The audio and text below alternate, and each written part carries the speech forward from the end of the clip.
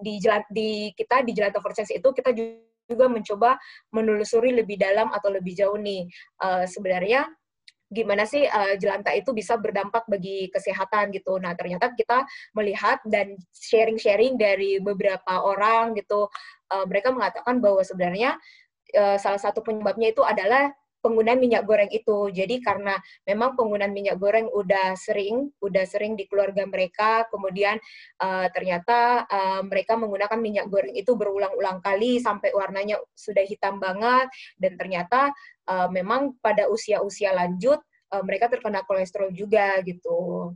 Selain karena adanya penyakit turunan tadi itu gitu. Nah, kemudian dampak lainnya bagi sebenarnya kalau secara kesehatan itu kurang lebih seperti itu ya Om.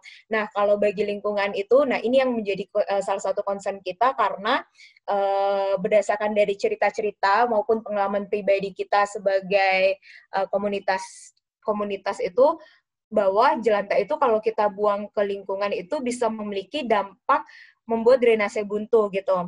Nah, ada cerita nih waktu itu aku di tahun 2017, sekitar 2017 akhir itu, di rumah sendiri nih saluran air buntu nih, saluran dari wastafel nih buntu. Terus kemudian sepupu saya waktu itu lagi ngorek-ngorek, cari-cari sumbernya, ada masalah apa ya.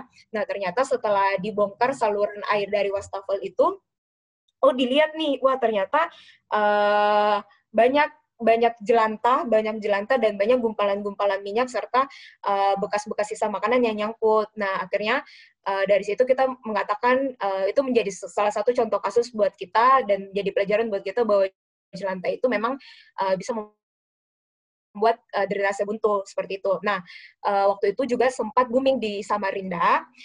Nah, Samarinda itu kan salah satu kota di Indonesia yang 2 jam hujan aja udah banjir gitu.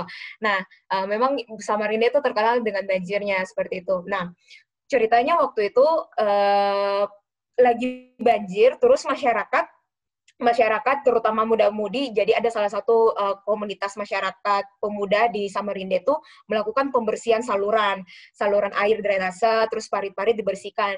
Nah, setelah mereka sementara membersihkan itu, mereka melihat sampah-sampah yang dibersihkan itu, wah ini banyak jelantah gitu, banyak jelantah yang sudah menumpuk, sudah membuat sudah menggumpal gitulah istilahnya dengan sampah-sampah yang lain. Akhirnya trending topik naik ke berita lokal di Samarinda itu bahwa jelantah itu menyebabkan drainase buntu dan menjadi salah satu penyebab banjir di Samarinda. Seperti itu.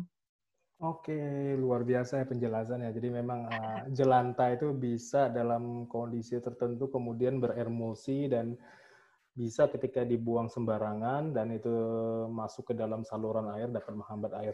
Nah, ini aku nerima satu gambar nih. Ini aku agak penasaran. Aku share screen ya. Iya. Ini kelihatan ya? Kelihatan? Iya. Nah, ini kan kelihatan. kalau aku terima kayak gini kan aku mikir kan, ini kan ada 5 nih. Nomor 1 itu kalau aku mikir ini kayak apa namanya kerating deng nih. Iya. Nomor 2 ini kayak minuman sari temulawak. Tuh. Nomor 3 ini kayak apa tuh namanya yang minuman effervescent vitamin C. Nah, nomor 4 ini udah masuk nih Johnny Walker, topi miring sejenisnya deh. Nah, ini kan kalau nggak salah, ini kan tadi kan Tia bercerita tentang warna ya. Jelantah itu penuh warna, itu kan ada warna yang nomor 1 sampai 5. Bisa dijelaskan nggak apa sih yang dimaksud? Ini kan kalau kita lihat kan minyak goreng ya, apakah bekas atau tidak kita akan lihat nanti. Nah, kira-kira apa sih maknanya warna nomor 1 sampai dengan nomor 5 ini? Oke, nih jadi sebenarnya nih dari nomor satu ini minyak goreng. Jadi nomor 1 ini minyak goreng biasa yang umumnya cenderung kita pakai di masyarakat. Artinya ini minyak goreng yang dari kelapa sawit seperti itu. Nah, kemudian di nomor 2 ini jelantah yang sekali penggunaan. Ini sebenarnya nomor 2 ini udah dikategorikan jelantah. Jadi nomor 2 sampai 5 ini udah dikategorikan jelantah. Kemudian nomor 3 ini biasanya jelantah yang penggorengan 2 kali lah. Ini yang nomor 3 2 kali, kemudian nomor 4 biasanya 3 kali, dan nomor 5 ini yang udah sering banget. Nah, biasanya yang di nomor 5 ini yang agak agak berbeda ya. Biasanya kalau kita menggoreng dengan suhu tinggi, dengan suhu tinggi, kemudian biasanya menggoreng ikan atau ayam, nah biasanya dua kali pun penggorengan itu udah bisa jadi jelantah yang di nomor 5 gitu. Jadi sebenarnya minyak goreng itu bukan hanya dipengaruhi dari berapa kali penggunaannya, tapi juga dipengaruhi dari suhu pada saat kita menggoreng gitu. Jadi semakin tinggi suhunya, maka dia akan semakin cepat berubah warna menjadi semakin gelap gitu. Seperti itu. Nah, biasanya nih cenderung kita di Jelantah for Change itu menerima jelantah itu yang di nomor 4 atau di nomor 5 gitu. Agak sedikit, namun ada gitu, kita menerima jelantah yang di nomor 2 atau 3 gitu. Oke, berarti memang memang sih kalau ketika kita melihat tuh ya memang misal kita ambil contoh oknum-oknum ya yang menggoreng di pinggir jalan ya. Kalau kita lihat memang nomor 4, nomor 5 ini cukup familiar sekali ya. Berarti memang Iya, betul. sangat buruk buat kesehatan dan juga lain-lain. Nah, sekarang kita masuk ke Jelantah for Change. Ini kan ketika melihat teman-teman ada semacam mungkin ngelihat bahwa lebih ke arah kesadaran terhadap lingkungan ya, bahwa jelantah ini harus dikelola dengan baik, terus kemudian mungkin berkembang lama-kelamaan. Bisa diceritain nggak sih Jelantah for Change itu seperti apa awalnya, inisiasinya seperti apa, kemudian berkembang kemana, terusnya sebanyak apa penyebarannya sampai saat ini? Oke, jadi Jelantah for Change itu pertama kali dimulai dari founder kami. Jadi ceritanya itu beliau lagi disuruh untuk jaga rumah gitu, jaga kandang gitu. Si Mas Antoni lagi jaga kandang untuk jaga rumah. Kemudian dia melihat nih, wah ada jelantah nih. Karena beliau juga basicnya sebagai seorang lulusan teknik kimia, dia merasa bahwa sebenarnya jelantah ini bisa jadi apa ya, dan memang pada saat di sekitar tahun 2016-2017 itu lagi booming banget tentang renewable energy. Nah, kemudian karena beliau tidak mau membuang jelantahnya, kemudian akhirnya jadi ngumpulin gitu. Jadi dari kesadaran pribadi untuk ngumpulin jelantah. Akhirnya di tahun 2016 beliau memulai gerakan ini gitu. Memulai jelantah ini mulai mengajak orang-orang sekitar untuk mengumpulkan jelantah, kemudian akhirnya semakin berkembang itu di tahun 2017, akhirnya berkembang kemana-mana, berkembang sampai ke Solo, sampai ke Blora, sampai ke sekarang kita udah ada di sekitar 9 provinsi, ada di sekitar 19 kota atau kabupaten, dan itu lumayan aktif gitu. Jadi tiap saat kita menerima jelantah dari masyarakat-masyarakat sekitar, seperti itu. Nah, memang selama ini Jelantah for Change ini masih bersifat sebagai sebuah gerakan sosial gitu. Namun untuk kedepannya karena kita melihat potensi ataupun ada mimpi ataupun cita-cita yang kita berharap supaya gerakan ini bisa menjadi lebih baik, entah sebagai social entrepreneur ataupun sebagai apa, karena kita melihat potensinya ya cukup banyak gitu, terutama lewat Instagram ataupun sosial media, begitu banyak masyarakat yang akhirnya mulai sadar dan mulai paham bahwa jelantah itu ternyata nggak baik ketika dibuang ke lingkungan, seperti itu.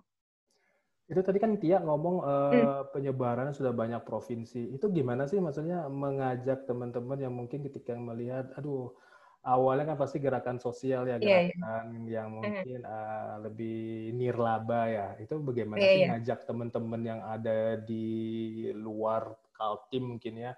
Terus gimana koordinasinya, terus kan teman-teman juga akan nanya kan, jelantah yang sudah terkumpulkan di tiap kota atau provinsi, itu kemudian diapakan? Apakah kemudian mereka kelola sendiri, atau mereka hanya mengepul kemudian mereka membuangnya lagi, atau memang ada semacam tindakan-tindakan pengelolaan atau lain-lainnya seperti apa gitu?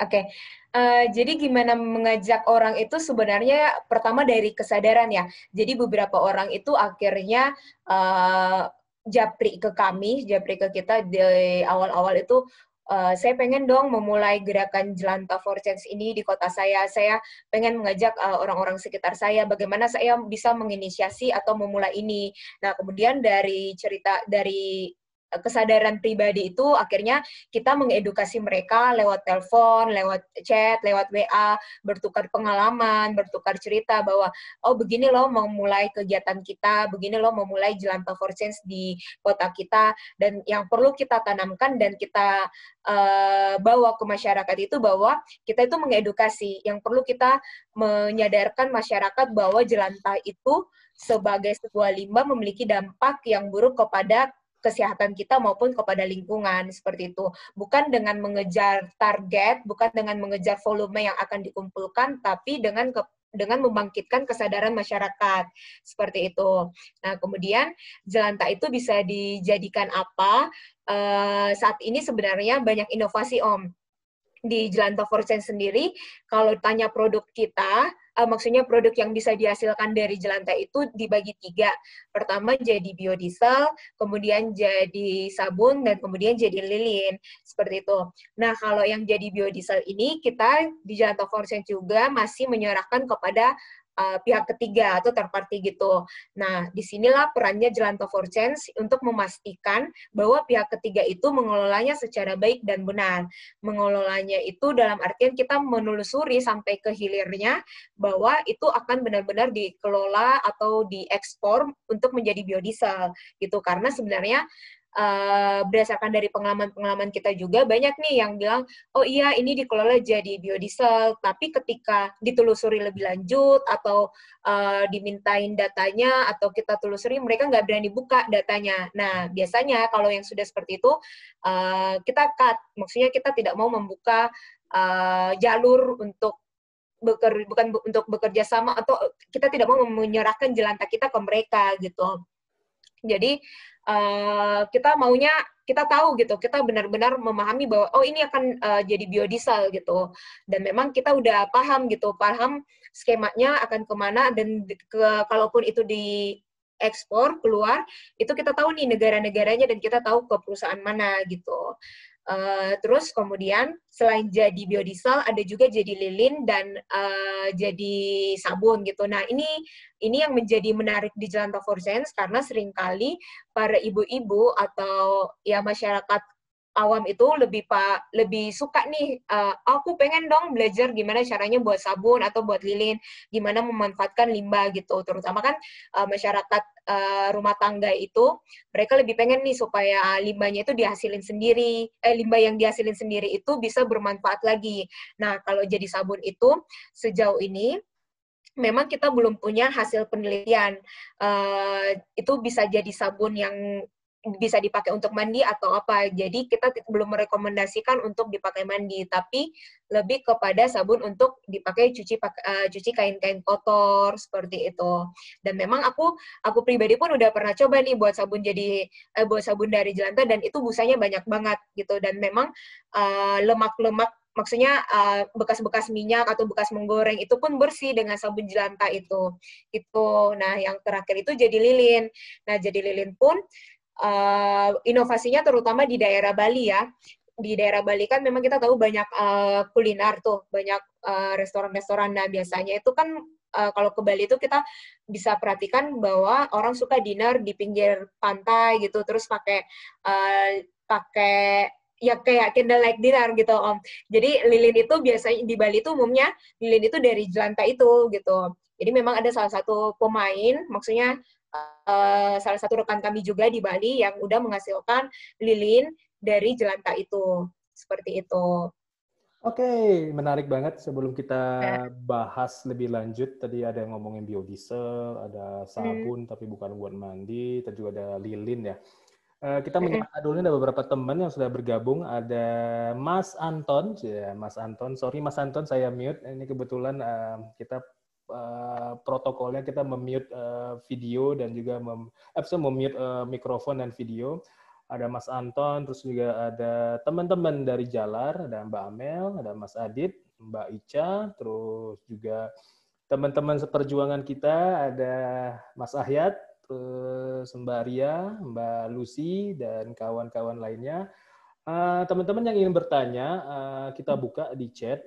Kebetulan kita tidak bisa menanyakan dua arah, jadi kalau ada yang ingin bertanya, silakan dituliskan di chat. Nanti kita akan coba baca 1-3 pertanyaan yang kira-kira sesuai dengan topik malam hari ini. Nah, tadi Tia tadi bicara tentang biodiesel, tentang sabun, tentang lilin. Itu kan kegiatan sebenarnya itu kan secara nggak langsung akan melibatkan masyarakat ya. Apakah masyarakat tersebut sifatnya itu adalah berbentuk komunitas ataukah harus berbentuk UMKM sehingga mendapat kepercayaan dari Jelantah Fortune, atau sifatnya memang oh nih gue nggak ketemu nih di daerah ini, gue cuma ketemu ibu ini di RT sekian, dia bisa nih gue kasih aja gitu kan. Itu yang pertama. Yang kedua tuh bagaimana sih nanti timbal baliknya, dalam artian apakah hanya kepercayaannya jadi gue percaya ke dia, gue kasih ke dia, tapi kan tadi udah Tia kasih tahu ya untuk biodiesel bahwa dia ada semacam report. Seperti apa dengan masyarakat? Maksudnya apa sih yang dihadapi dengan masyarakat? Bagaimana mengengage masyarakat supaya juga mempunyai kesadaran, tidak hanya kesadaran tapi juga berdampak positif terhadap perekonomian mereka? Oke, jadi kalau dari masyarakat nih kita bicara dari yang paling grassroots itu biasanya dari komunitas-komunitas yang ada di masyarakat. Contohnya itu mungkin ibu-ibu PKK atau ibu-ibu RT. Nah, biasanya itu salah satu dari mereka yang menghubungi kita nih. Kemudian mereka melibatkan atau memasukkan agenda ini di agenda-agenda rutin mereka, atau misalnya ke ibu-ibu pengajian. Seringnya itu seperti itu sih, ibu-ibu pengajian. Akhirnya mereka minta nih, boleh dong ngadain sharing sama kita gitu, atau boleh dong ngadain pelatihan lilin atau sabun sama kita gitu. Nah, kemudian biasanya kita itu biasanya kalau kami suruh memilih mau buat yang mana gitu, mau buat sabun atau lilin, karena kalau buat dua-dua itu biasa waktunya nggak cukup seperti itu. Nah, kemudian dari hasil sharing session itu biasanya mereka kita minta udah bawa duluan sabun jelantah bekas gitu, jelantah mereka. Jadi untuk membuktikan juga kepada mereka bahwa sebenarnya benar-benar dari jelantah yang mereka hasilkan itu bisa menjadi sabun atau lilin. Nah, apa sih reward-nya atau apa sih yang masyarakat itu dapatkan? Nah, uniknya di Jelantah Fortunes ini adalah kita itu mempunyai salah satu nilai atau visi untuk memberdayakan masyarakat lain. Jadi memang kita tidak meminta imbal balik gitu, seperti itu. Masyarakat mengumpulkan jelantah itu secara sukarela. Kenapa? Karena kita percaya bahwa sebenarnya limbah yang kita hasilkan itu harus kita bisa kelola secara mandiri gitu. Nah, kemudian kita melihat bahwa ada potensi nih untuk menolong orang lain dari jelantah itu gitu. Karena kan ketika kita menjual jelantah ke pabrik, kita dapat duit balik. Nah, duit yang kita terima itulah yang kita pakai untuk mengadakan kegiatan aksi sosial lainnya, seperti itu. Jadi kalau ditanya apa sih yang balik ke masyarakatnya, sebenarnya secara reward ataupun apa, belum ada sejauh ini, karena kita masih bersifat komunal, masih bersifat gerakan sosial itu tadi. Nah, kalaupun ada pun reward, ya paling mereka habis pelatihan sabun atau lilin, ya pulang membawa sabun atau lilin, seperti itu sih, Om. Oke, menarik banget ya. Berarti kayak sabun itu memang sabun yang kita kan penasaran ya. Ini karena aku belum pernah kebayang ya dari jelantah jadi sabun terus jadi lilin. Kalau lilin atau biodiesel itu udah kebayang lah seperti apa. Yeah. Lilin juga masih bisa ya karena benda yang tidak digunakan. Maksudnya benda yang hanya ya kebayang sih. Sabun ini kemudian itu gimana ya dari jelantah terus dipakai sabun terus bisa digunakan untuk misalnya mencuci pakaian, tangan bisa nggak ya? Tangan kita belum rekomendasiin sih. Tapi so far ini memang belum ada, ke kita itu belum ada keluhan bahwa orang merasa gatal-gatal atau apa, itu belum. Jadi di kita pun sebenarnya kita belum bisa membuktikan secara ilmiah ya, karena kita memang belum pernah ada hasil uji lab gitu. Cuma memang menarik adalah, jadi sebenarnya yang terjadi dari jelantah itu dicampur dengan bahan-bahan kimia itu sebenarnya terjadi adalah proses saponifikasi. Nah, jadi ya udah dicampur bahan kimia, dicampur tambahan-tambahan lain, akhirnya bisa menjadi sabun. Dan sejauh ini memang selalu jadinya sabun batangan. Jadi habis kita mencampur, kita meletakkan di dicetakan yang berbentuk unik supaya orang lebih tertarik. Kemudian setelah itu kita diamkan beberapa waktu, biasanya sih kurang lebih 2 minggu gitu. Nah setelah 2 minggu itu si jelantanya itu bisa lepas dari cetakan, kemudian bisa digunakan untuk jadi sabun cuci baju gitu. Jadi sebenarnya ini kayak ada salah satu sabun aku lupa di zaman dulu itu yang kita sering pakai untuk cuci baju kayak gitu. Nah itu jelanta itu sabun dari jelanta itu kurang lebih jadinya seperti itu, Om. Oke, menarik banget ya. Terus tadi Iya. juga bicara, nah itu kan sabun itu lilin, biodiesel itu kemudian apakah dikomersialisasikan, dalam artian apakah kemudian dikomersialisasikan, dijual? Tadi kan sekilas digunakan untuk si pembuatnya. Nah, apakah terpikir ataukah sudah berlangsung komersialisasi dari produk-produk olahan dari jelantah tersebut yang dilakukan oleh Jelantah for Change? Ada sih sebenarnya di daerah Klaten. Jadi kemarin sempat sharing juga dari relawan kita. Jadi mereka tuh membuat souvenir pernikahan. Jadi souvenir pernikahannya itu adalah sabun dari jelantah itu, gitu. Terus akhirnya itu sabun itu dikemas baik-baik, terus dikasih packaging yang bagus, kemudian dikasih nama, gitu. Terus itu dijadikan sebagai souvenir di pernikahan itu di tahun kemarin, di tahun 2019 seperti itu. Dan sepertinya itu masih berjalan terus ya, Om. Oke. Seperti itu. Terus kan waktu itu aku coba ngelihat bahwa sebenarnya kayak ada semacam beasiswa pendidikan, nah, terusnya ada semacam benefit lagi dari Jalar for Change. Apakah itu memang berasal dari kegiatan, maksudnya pemberdayaan masyarakat, atau memang ada semacam kerjasama eksternal lagi ya terkait dengan penyediaan beasiswa dari Jelantah for Change? Itu masih ada kerjasama. Jadi memang waktu itu di tahun 2018 kita memberikan beasiswa ke dua siswa di daerah Kukar ya kalau nggak salah. Nah itu masih kerjasama gitu. Jadi mereka yang menilai, mereka yang menentukan siapa sih siswanya yang bisa menerima beasiswa. Nah dari kita yang memberi dalam bantuan tunai seperti itu dalam bentuk dana pendidikan bagi 2 orang siswa tersebut. Oke, menarik. Ini ada satu slide yang dikirim lagi dari Tia. Mungkin Tia bisa coba mengenrich ya. Jadi aku share dulu. Share, oke. Ini kan bicara, kelihatan ya, sudah kelihatan artinya. Ya. Ini kan bicara dalam 4 tahun ini sejak 2016, ya otomatis kalau misal setahun ya oke lah masih beradaptasi.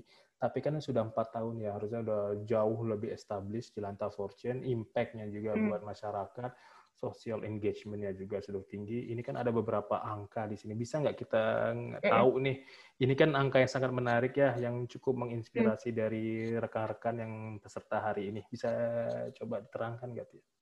Oke, jadi selama kurang lebih 4 tahun ini, Jelantah for Change itu sudah melakukan kurang lebih 100 lebih dari sosialisasi dan pelatihan. Baik itu yang secara sosialisasi offline, sosialisasi online, ataupun sosialisasi melalui siaran radio, ataupun dan terakhir itu kita tahun kemarin di 2019 Oktober kita mengadakan siaran dengan DAAI TV dari Jogja, dan itu videonya masih ada di YouTube. Nah, kemudian seringkali setiap kita sosialisasi, terutama sosialisasi offline ketika sebelum pandemi ini, jadi memang kita mengadakan sosialisasi itu lebih cenderung ke offline. Nah, kita tuh membuat absen gitu. Dari absen itu kita menghitung. Jadi kita mencoba mengkalkulasi berapa sih orang yang udah mengikuti kegiatan ini, dan istilahnya kita membahasakan berapa orang sih yang terpapar informasi mengenai Jelantah. Nah, ternyata ada kurang lebih 1.500. Nah, dari angka 1.500 lebih ini juga kurang lebih tidak semua atau tidak serta-merta mereka mau mengumpulkan Jelantah, karena memang biasa mungkin ada orang yang belum bisa merubah habitnya, ataupun ada orang yang mungkin masih belum aware, ataupun ya dengan segala faktor kurang lebih. Tapi ini kurang lebih 1.500 ini orang yang kita yang kita anggap itu udah terpapar informasi mengenai Jelantah for Change itu. Kemudian kemudian sejauh ini kita Jelantah for Change itu memiliki 4 sosial media. Nah, yang paling aktif memang kita di Instagram sih, sama di Facebook gitu. Nah, sampai Desember 2019 itu, nah, Jelantah for Change itu udah ada kurang lebih di 9 provinsi dan ada di kurang lebih 19 kota ataupun kabupaten yang tersebar di Indonesia, dan memang sih paling banyak itu di Jawa gitu.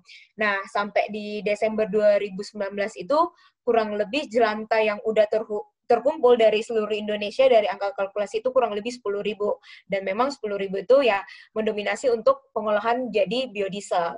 Seperti itu. Nah, jelantah heroes kita yang tersebar itu, nah ini jadi kurang lebih dari 1.500 itu ada kurang lebih 150 plus jelantah heroes. Jadi memang angkanya jauh ya, maksudnya dari perbedaan selisih sekitar 1.000 gitu.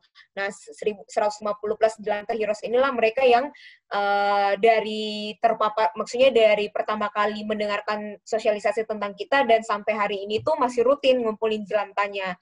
Jadi karena kita melihat ini sebagai sesuatu yang sustainable, yang berkelanjutan, nah inilah angka ini yang kita coba kalkulasikan dan hitung bahwa kurang lebih ada 150 plus jelantah masyarakat yang masih mengumpulkan, yang masih aktif untuk terus mengumpulkan jelantahnya. Dan kemudian ada kurang lebih 10 kemitraan pabrik biodiesel dan eksportir yang kita udah telusurin, yang kita udah menjelajahi lebih jauh mengenai mereka, dan kita mengumpulkan jelantah atau kita menyetorkan jelantah kita ke mereka gitu. Dan sebenarnya sampai Desember ini ada kurang lebih 12 aksi sosial yang udah kita lakukan. Nah, tapi sebenarnya semenjak pandemi kemarin ini angkanya mestinya udah naik. Jadi kurang lebih mungkin aku bisa bilang 16 atau mungkin sudah sampai 20, karena terutama di masa pandemi kemarin kita aktif banget untuk melakukan aksi sosial baik di Jogja, di Solo, di Balikpapan maupun di Samarinda sendiri. Seperti itu. Oke, terus kan kita ngelihat nih angka-angka masifnya ini kan cukup banyak nih, ada 100 plus, ini kan figur yang cukup baik ya. Nah, kira-kira kan apakah ada keterlibatan dalam hal ini mungkin pemerintah daerah atau pemerintah kota atau misalnya selevel-level local governance ya. Local governance itu mungkin selevel kecamatan, kelurahan atau desa sampai dengan RT RW. Nah, apakah sih ada semacam dukungan dari pihak-pihak tersebut atau malah kalau Tia merasakan itu malah kadang-kadang mereka malah menghambat nih gitu. Kayak support, baik supportnya mungkin support regulasi, support insentif.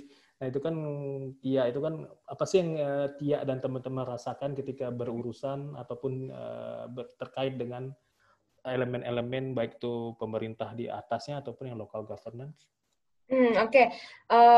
Sebenarnya sejauh ini Jelantah for Change sudah berusaha sih, maksudnya sudah mencoba masuk ke level-level itu. Tapi belum ada yang menanggapi secara serius gitu. Pernah sih kita coba untuk mencoba istilahnya nyolek-nyolek untuk pemerintah pemerintah di Balikpapan, tapi sepertinya belum ditanggapi secara serius seperti itu. Jadi memang agak challenging juga sih kalau menghadapi orang-orang government ini. Cuman memang Jelantah for Change ini mungkin karena orang maksudnya di mata pemerintah mungkin belum terlalu seksi atau belum terlalu ini, jadi kalau bekerja sama secara government itu belum ada Om. Jadi kita belum ada yang secara resmi atau apa itu belum ada. Seperti itu. Cuman memang ya sering kali sih kita mengadakan cuman di level-level RT atau RW gitu. Dan itu diketahui oleh ketua RT ataupun ketua RW mereka. Karena biasanya kayak teman-teman terutama yang di Samarinda itu mengadakan sharing session itu di jalur-jalur KKN gitu. Jadi ketika mereka melakukan KKN, mereka memasukkan Jelantah for Change ini sebagai materinya gitu, dan itu diketahui oleh level-level RT atau RW seperti itu. Oke, terus kan pasti kan Tia sering kalau gue lihat kan Tia kan kayak koordinator relawan, terus sering mengatur flow, terus sering terjun juga ke lapangan, terus lain-lain. Apa sih bisa cerita nggak ke teman-teman di sini suka dukanya tuh selama berinteraksi sesama tim ataupun berinteraksi dengan masyarakat, suka dukanya itu apa sih? Oke, ini suka duka sesama tim dulu ya. Kalau sukanya itu sering sekali melihat bahwa antusiasme masyarakat sekitar itu sebenarnya tinggi banget gitu. Bahwa mereka itu sebenarnya, wah pengen banget nih Jelantah bisa giving back lebih banyak, bisa lebih memberikan impact yang lebih luas lagi gitu. Itu yang seringkali yang membakar semangat aku pribadi itu, wah ternyata responnya tuh orang itu bagus gitu. Nah, adapun sebenarnya yang menjadi duka itu pun sebenarnya dari masalah itu karena kita belum bisa menjawab tantangan mereka gitu. Karena ya challenging-nya karena kita belum punya banyak tangan gitu, belum punya banyak relawan di kota-kota ataupun yang kecil-kecil gitu. Dan yang menjadi masalah itu sebenarnya karena kan kita udah berpikir nih kalau misalnya orang udah ngumpulin secara banyak, kita mau nyalurin kemana gitu. Kalau kemitraan kita atau pabrik yang untuk eksportir biodiesel itu masih terlalu jauh dari mereka. Nah, kita kan sebagai gerakan sosial, artinya uangnya cuma berputar-berputar di situ. Nah, kita mikir juga nih, wah gimana nih ya gitu. Nah, makanya sebenarnya di tahun kemarin di 2019 itu kita sempat vakum untuk menerima atau membuka komunitas jelantah ini di berbagai kota gitu. Karena sebenarnya kita pengen memperbaiki internalnya dulu untuk lebih ngotin masalah yang ada gitu, gimana caranya supaya kita bisa menghubungkan mereka dengan pihak eksportir yang terdekat, seperti itu. Nah, kalau suka duka dengan masyarakat, ketika terjun masyarakat langsung itu, sukanya itu senang aja gitu, diterima sama masyarakat. Wah, ternyata ada loh gerakan yang bisa kita itu memberdayakan masyarakat dari hasil jelantah kita, dari limbah kita. Seringkali respon masyarakat seperti itu, wah ternyata masyarakat berpikir bahwa aku sebagai masyarakat itu bisa menolong orang lain cuma dari jelantahku gitu. Nah, ketika mendapat atau mendengar cerita-cerita heroik seperti itu membakar semangat lagi gitu. Wah ternyata bisa ya kita berdonasi gitu, bahasanya berdonasi buat orang-orang sekitar, tapi tidak ribet cuma dengan mengubah kebiasaan kita yang dulunya kita buang jelantah, yang akhirnya kita menjadi aware, kita tidak membuang jelantah lagi, dan akhirnya jelantah itu dikelola baik oleh Jelantah for Change, mereka mempercayakan itu ke kita, dan ternyata akhirnya bisa menolong orang lain, seperti itu. Itu sih sukanya. Nah, kalau dukanya ke masyarakat, seringkali juga ditolak sih, maksudnya ditolak itu dalam artian, apaan sih, kayak gitu, maksudnya masyarakat kadang berpikir, wah kayaknya belum mau nih, kayaknya jelantahku belum mau setor ke sini, atau wah kayaknya aku masih nggak ngasilin jelantah gitu, atau yang sebenarnya yang paling challenging itu ketika masyarakat berpikir bahwa jelantah itu harus dirupiahkan gitu, harus dikasih feedback langsung gitu. Itu sih gitu.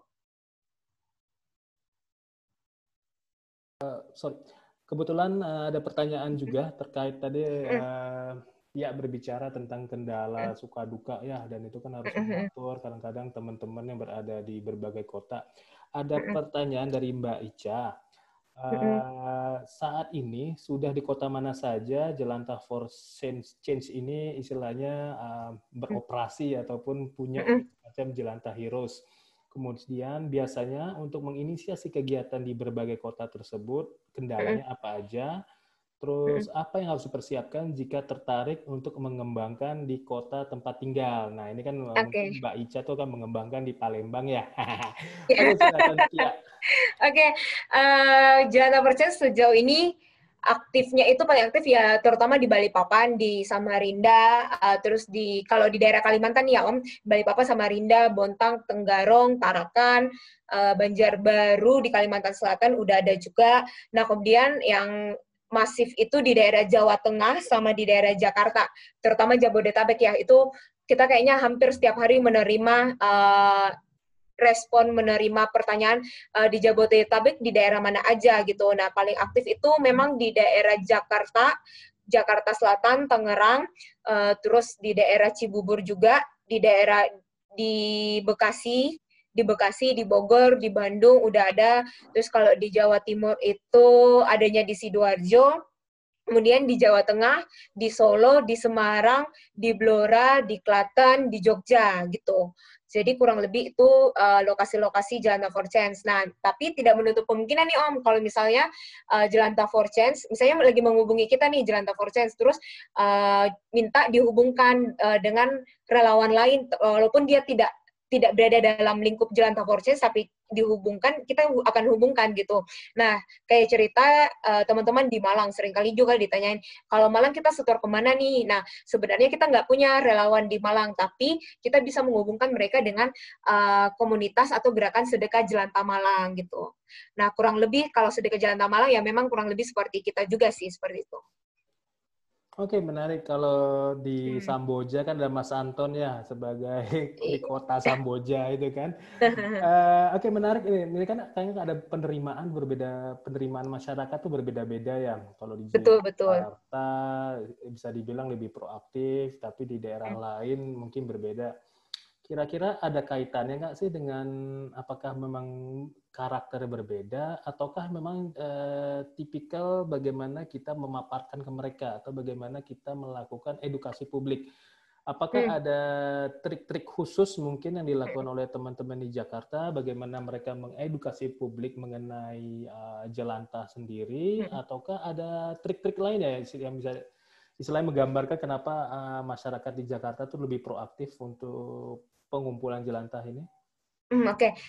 Kenapa sebenarnya kalau aku melihat kenapa lebih aktif di daerah Jakarta itu sebenarnya karena lebih banyak terpapar informasi ya, terutama kita tahu bahwa masalah climate change, masalah iklim, masalah global, masalah lingkungan itu hari ini memang lagi digaung-gaungkan terus oleh masyarakat, dan memang ya yang lebih menurut saya pribadi juga itu memang mungkin lebih well educated masyarakat yang ada di daerah kota seperti itu. Jadi untuk memasuki dunia mereka itu udah nggak susah gitu. Kita tinggal menghubungkan mereka.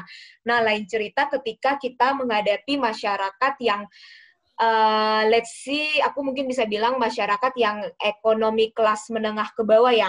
Nah, itu memang punya challenging tersendiri bagaimana menghadapi mereka, karena mereka akan selalu berpikiran dampak ekonomi gitu. Nah, seringkali mereka pasti bilang, kalau aku nyetor jelantahku, aku dapat apa gitu, dan aku bisa nggak, misalnya jelantah ini ditukar jadi minyak goreng, atau ditukar jadi gula, atau apa gitu. Nah, itu yang menjadi tantangan sendiri buat kita bagaimana menjawab itu gitu.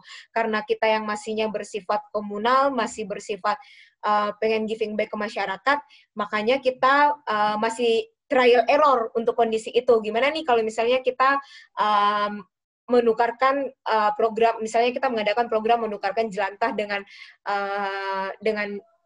misalnya 5 liter minyak jelantah ditukar dengan 1 liter minyak goreng, itu kita masih trial error, karena sebenarnya harga jelantah untuk jadi biodiesel itu pun juga naik turun ya, sangat fluktuatif, jadi kita belum berani sampai sejauh itu gitu, karena hitung-hitungan ekonomisnya belum dapat gitu. Itu sih, itu cerita-cerita yang cukup challenging buat kita. Nah, seringkali jadinya masyarakat-masyarakat yang lebih memikirkan dampak ekonomi buat mereka itu akhirnya jadi melirik yang lain gitu. Maksudnya melirik yang lain itu akhirnya mereka berpikir, wah kalau gitu saya setor aja jelantah saya ke sana gitu kan, saya dirupiahkan gitu. Nah, itu sebenarnya ya sebenarnya nggak apa-apa, baik juga, tapi seringkali masyarakat itu tidak menelusuri sampai sejauh mana jelantahnya itu benar-benar diolah menjadi biodiesel gitu. Nah, sedangkan di Jelantah Forces itu misi kita gitu loh, kita mau memastikan dengan pasti kemana hilirnya, dan apa itu hilirnya benar-benar menjadi biodiesel, seperti itu. Oke, menarik sekali. Nah, waktu itu kan aku minta Tia nih sharing foto-foto kegiatan. Nah, ini ada beberapa slide foto kegiatan, kita akan lihat. Nanti Tia mungkin bisa bantu ini kegiatan apa, terus siapa audiensnya. Bisa coba kliknya, share. Sudah kelihatan ya? Oke, udah. Oke, ini bisa dikasih tahu nggak ini edukasi publik, nanti kita beralih ke slide berikutnya, supaya teman-teman juga ada gambaran bagaimana kompleksitas operasionalnya J4C. Ya, gue ngomongnya J4C ini.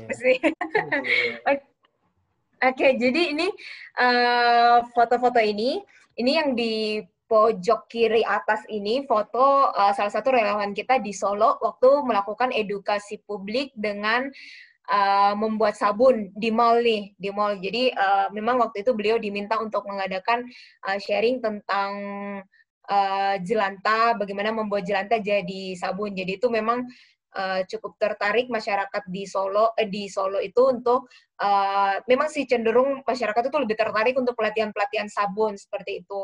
Nah, kemudian di kanan bawah itu salah satu relawan kita juga menjelaskan kepada kelompok ibu-ibu PKK mengenai jelantah sendiri, dan kemudian di akhir sessionnya itu mereka minta untuk diadakan pelatihan sabun juga gitu. Seperti itu. Kelihatan ya slide-nya ya, tadi agak error ya. Iya. Bentar, oke. Ini next, edukasi publik. Oke, next. Nah, ini contoh cerita-cerita lain kita. Nah, yang di pojok kiri atas itu salah satu contoh kegiatan kita waktu sharing di KKN. Jadi memang Jelantah Forces masuk di kegiatan KKN masyarakat. Kemudian masyarakat minta juga untuk diajarin cara pembuatan sabun, dan itu sebenarnya tapi nggak kelihatan sih, mereka tuh memegang hasil sabun yang mereka udah olah, dan itu waktu itu memang kita minta supaya mereka menyediakan juga jelantahnya, jadi jelantah yang ada dari mereka itulah yang kita kelola gitu. Nah, kemudian yang di kanan bawah itu program kerjasama kita dengan salah satu perusahaan di Balikpapan, salah satu perusahaan oil and gas gitu. Jadi kita mendapat program CSR mereka, kemudian diolah jelantah dari masyarakatnya mereka itu kita olah, kita kumpulkan, dan kemudian mereka minta untuk kita mengadakan jelantah box itu. Jadi jelantah box itu diletakkan di sekitar rumah mereka, kemudian masyarakat dengan secara mandiri untuk menaruh atau menuangkan jelantah mereka ke dalam kotak box itu. Seperti itu. Kamu jahat loh, yang kanan atas nggak kamu sebut.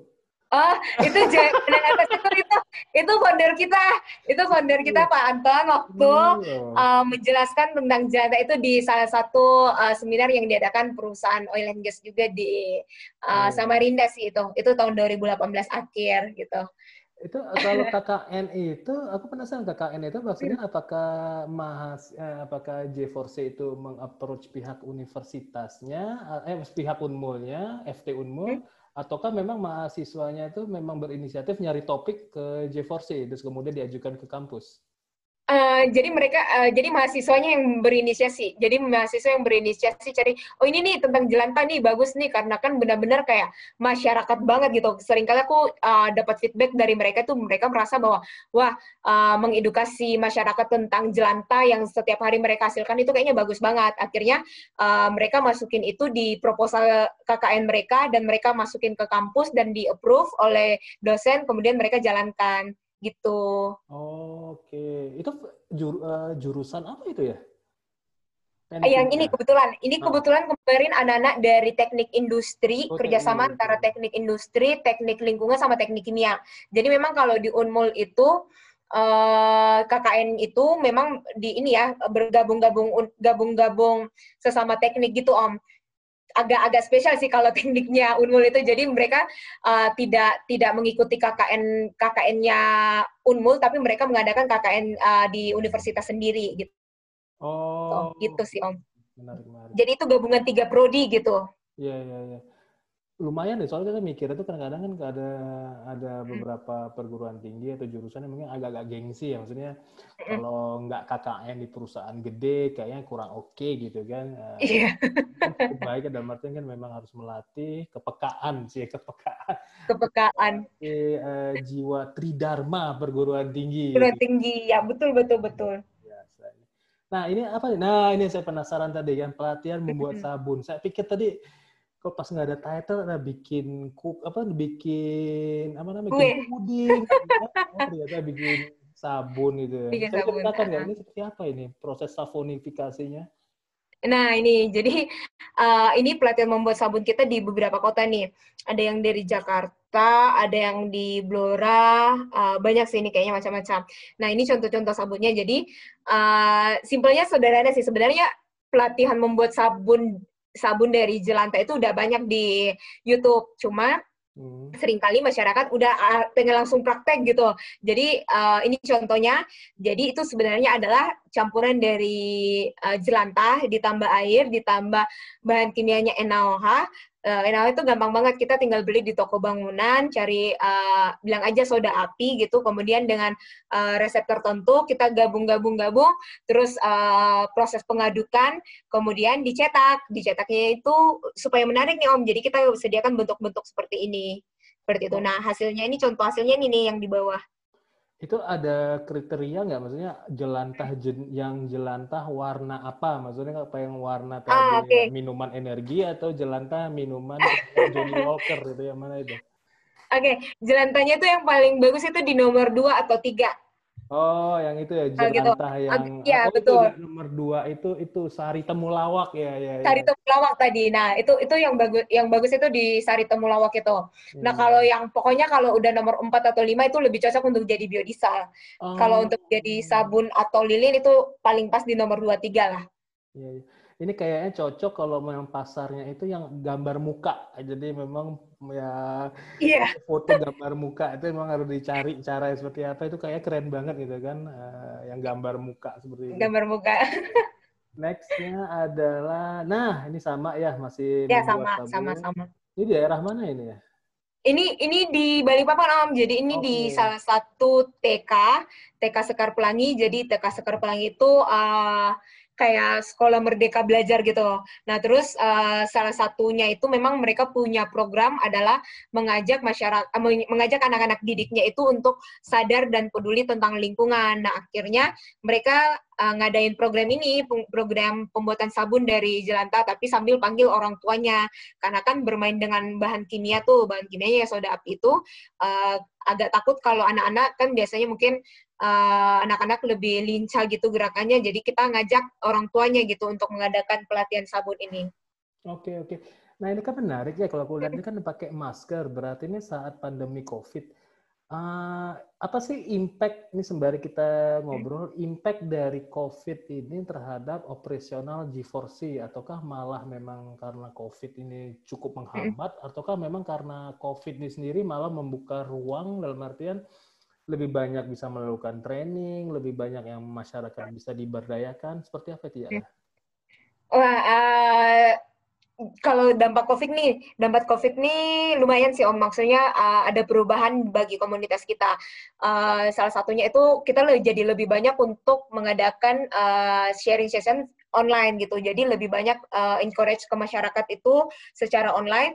Nah, minusnya itu ya kita nggak bisa mengadakan pelatihan sabun gitu. Jadi bagi kita sendiri kita jadi tertantang nih, gimana nih kalau kita misalnya mengadakan video untuk pembuatan sabun, pembuatan lilin kepada masyarakat. Jadi besok-besok kalau masyarakat tertarik, ya udah kita ngasih lihat video kita itu gitu. Nah, kalau secara volume, justru sebenarnya kita belum hitung-hitungan berapa sih volume yang terkumpul selama COVID ini, belum.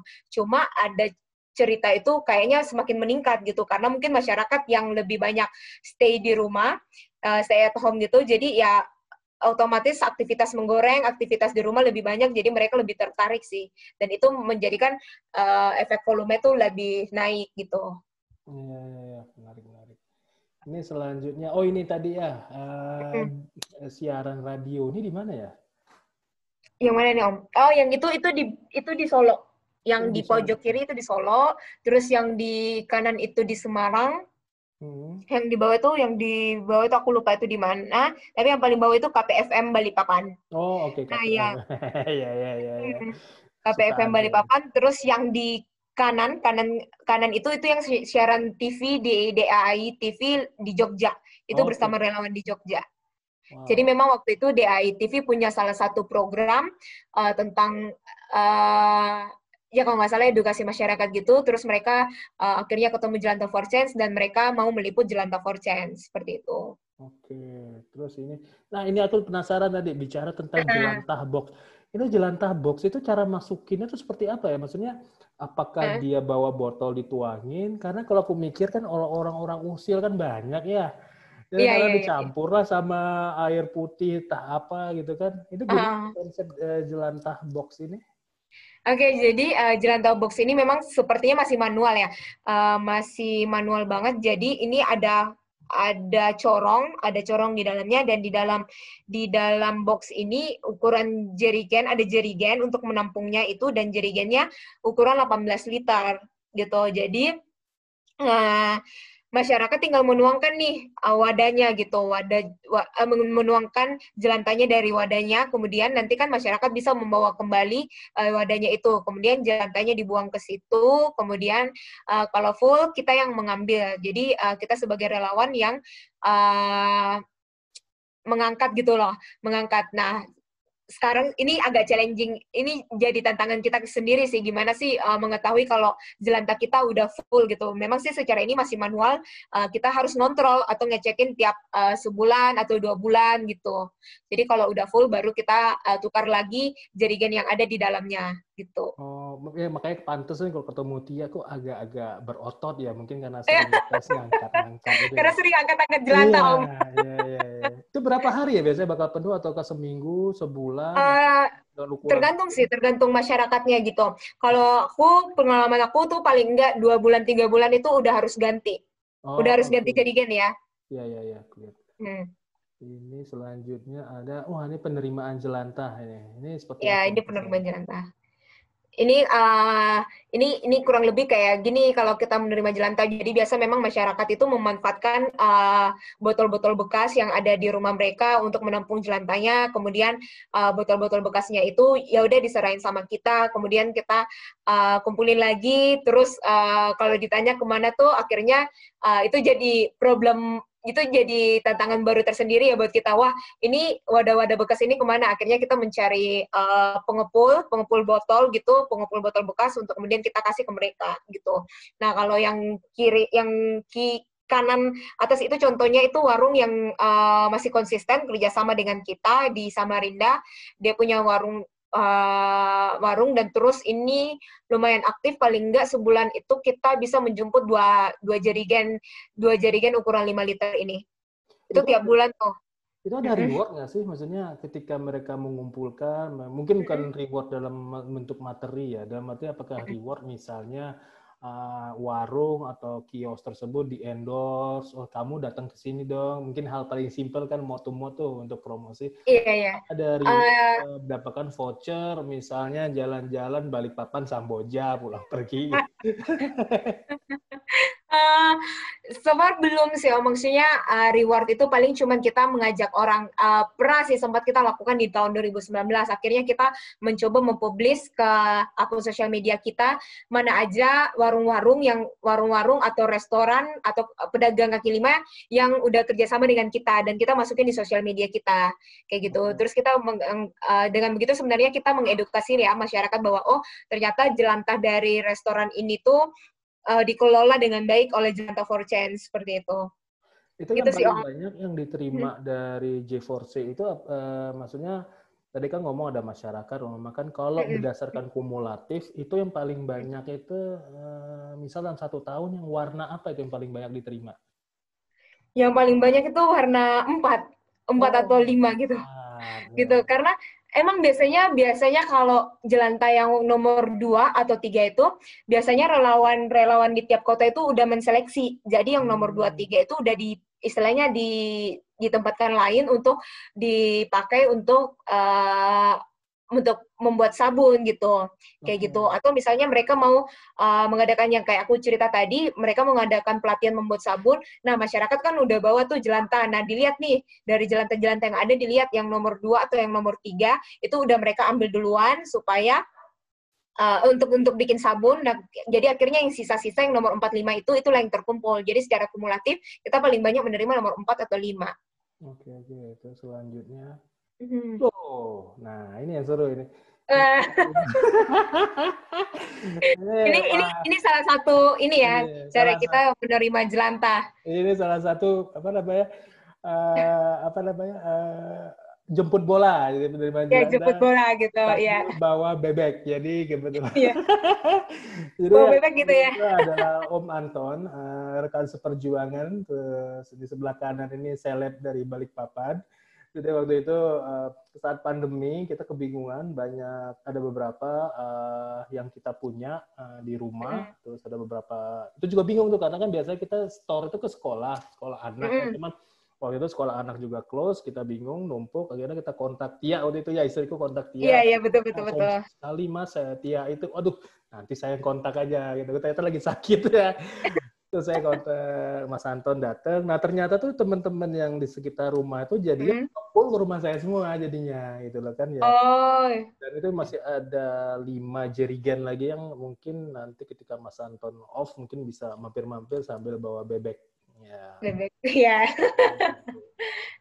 Ini pengiriman jelantah. Ini kan sudah terkumpul. Itu kan masuk ke pengepul terus dikirim ataukah memang satuan dikirim? Dan terus dikirim kemana ini? Ini kalau jadi kan kita ngumpulin nih dari masyarakat. Nah itu kebetulan gambar aku yang di pojok kiri itu aku bawa dari Samarinda dulu. Jadi waktu itu kebetulan aku mau keluar kota, kemudian ya udah deh sewa mobil terus kita bawa tuh jelantah terus kita antar ke pusat di sini di Balikpapan. Kemudian dikumpulin semakin banyak. Nah biasanya tuh kita minimumnya pabrik yang kita ajak kerjasama itu mau menerima itu ketika ukurannya 1 ton gitu. Jadi memang ada minimum juga ya supaya hitung-hitungan ekonomisnya dapat sih Om. Jadi kayak udah misalnya per liternya dihargain segini, jadi akhirnya hitung-hitung estimasinya per ton gini-gini dikurang dengan biaya kirim, akhirnya dapat, kemudian kita kirim deh ke pabrik mitra yang kita ajak kerjasama untuk kemudian dikelola secara bertanggung jawab untuk menjadi biodiesel gitu. Nah, kalau yang contoh-contoh gambar ini itu dikirim ke Surabaya. Jadi mitra kita salah satu itu mitra kita di Surabaya.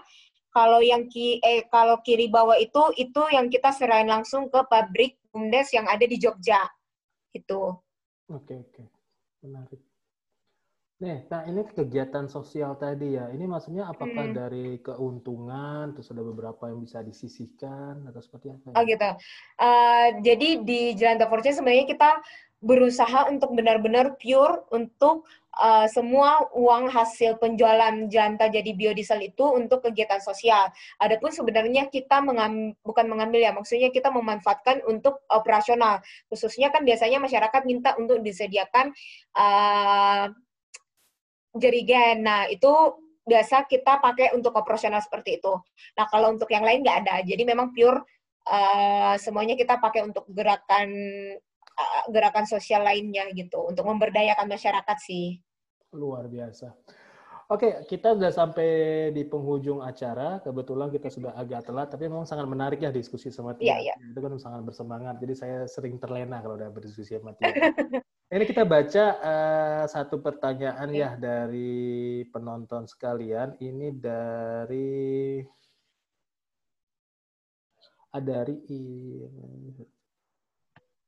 dari Bu Rini. Nah, apa ada cara untuk memurnikan jelantah sebelum diolah menjadi sabun atau lilin? Sebenarnya apa yang membedakan jelantah dengan minyak asli? Terus apakah ada kondisi purifikasi kali ya, pemurnian dari jelantah menjadi minyak goreng alami kembali? Oke.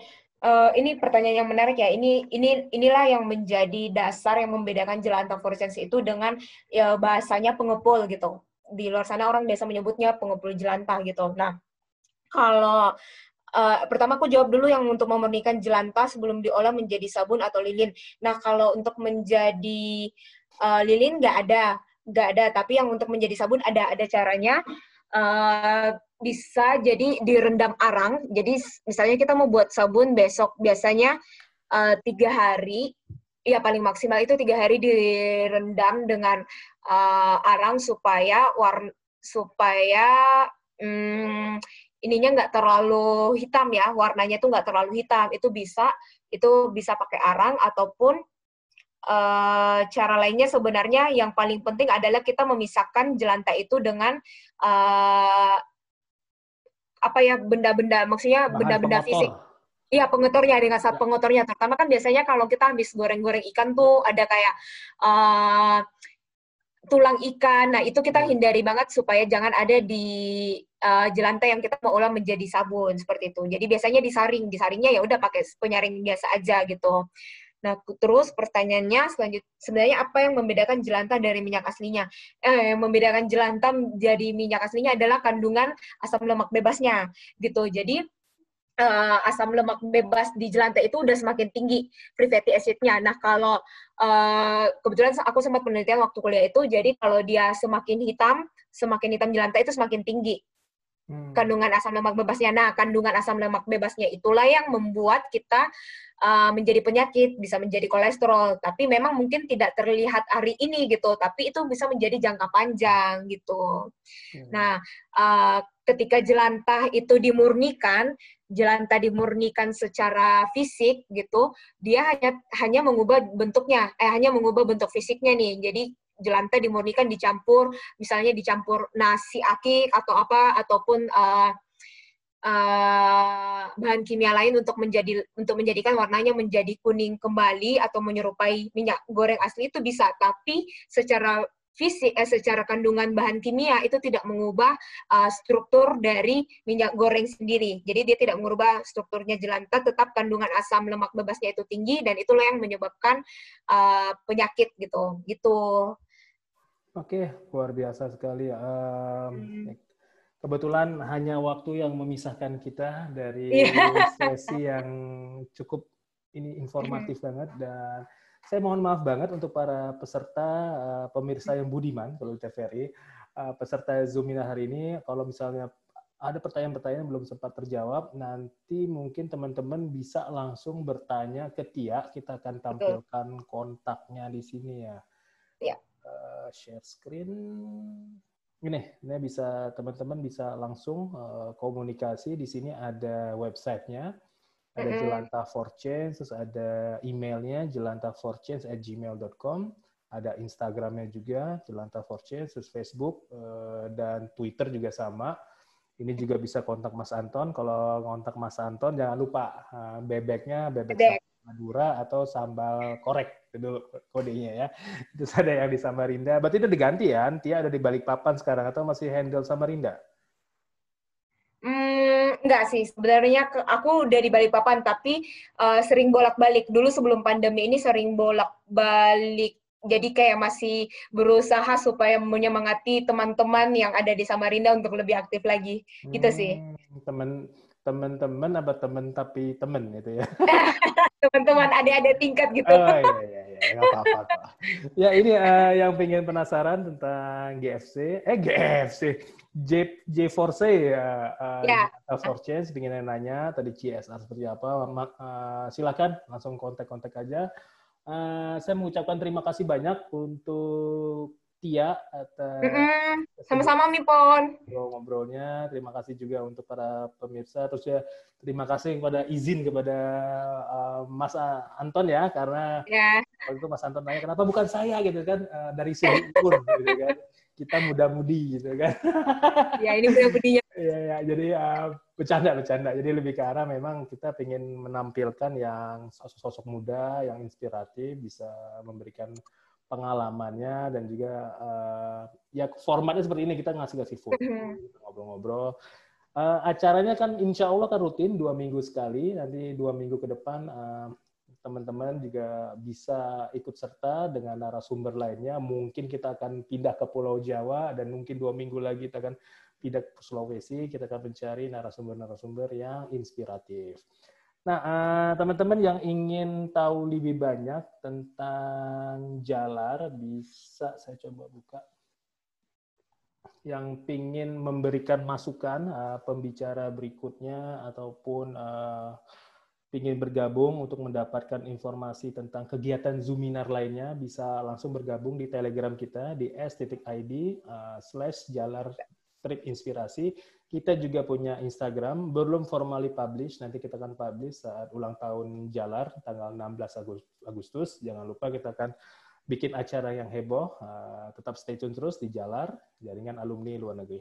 Oke Tia, terima kasih banyak atas kesediaannya bergabung dengan kami, dan terima kasih juga untuk teman-teman Jalar yang masih stay tune terus.